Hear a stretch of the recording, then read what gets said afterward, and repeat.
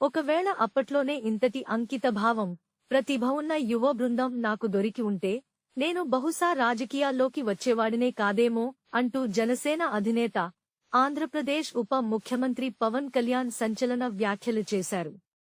తన కొత్త చిత్రం ఓజీ ప్రీ-రిలీజ్ వేడుకలో ఆయన హుషారుగా ప్రసంగించారు.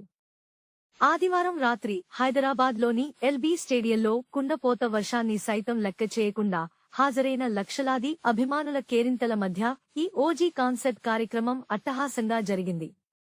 ఈ కార్యక్రమానికి పవన్ ఓజీ సినిమాలో తాను ధరించిన గ్యాంగ్స్టర్ డ్రెస్ తో రావడం విశేషం. ఈ కార్యక్రమానికి ప్రత్యేక ఆకర్షణగా నిలిచిన పవన్ కళ్యాణ్ చేతిలో కత్తి పట్టుకుని ర్యాంప్ పై నడుస్తూ వేదికపైకి గ్రాండ్ ఎంట్రీ ఇచ్చారు. భారీ వర్షంలో తడుస్తూనే ఆయన తన ప్రసంగాన్ని కొనసాగించారు. ఈ సినిమాపై తనకున్న ప్రేమను వ్యక్తం చేస్తూ, ఈ సినిమాను నేను ఇంతలా ప్రేమిస్తానని ఊహించలేదు. దీనికి ప్రధాన కారణం దర్శకుడు సుజీత్, సంగీత దర్శకుడు తమన్.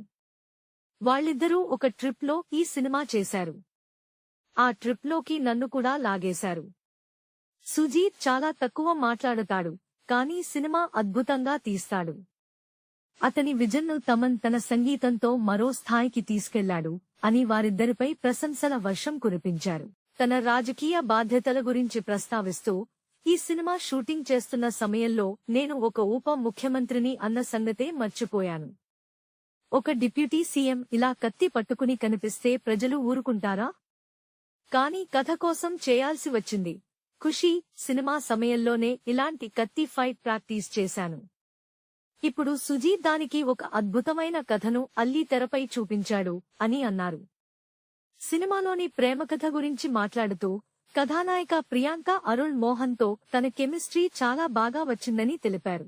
దర్శకుడు సుజీత్ తన వీరాభిమాని అని, జానీ సినిమా విడుదల సమయంలో హెడ్ బ్యాండ్ కట్టుకుని థియేటర్ల చుట్టూ తిరిగానని తనతో చెప్పాడని పవన్ గుర్తు చేసుకున్నారు. అలాంటి అభిమాని తనను డైరెక్ట్ చేయడం ఎంతో ఆనందంగా ఉందన్నారు. ఈ కార్యక్రమంలో హంగ్రీ చీతా వంటి పవర్ఫుల్ పాటలను ప్రదర్శించారు. పవన్ స్ఫూర్తితో రాసిన వాషియో వాషి హైకూకు అభిమానుల నుంచి విశేష స్పందన లభించింది.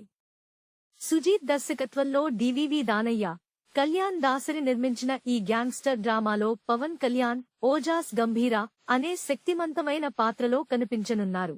బాలీవుడ్ నటుడు ఇమ్రాన్ హష్మీ ప్రతినాయకుడిగా నటిస్తుండటంతో సినిమాపై అంచనాలు భారీగా పెరిగాయి. విజయదశమి కానుకగా సెప్టెంబర్ 25న ఈ చిత్రం పానిండియా స్థాయిలో విడుదల కానుంది. ఈ వేడుకతో సినిమాపై ఉన్న హైప్ తారాస్థాయికి చేరింది. Please subscribe BCN channel. Please subscribe BCN channel. ఇందులో మీకు కావాల్సిన అన్ని రకాల హంగులు ఉంటాయి. Hi, this is MM Sri Lanka. Please subscribe to BCN channel.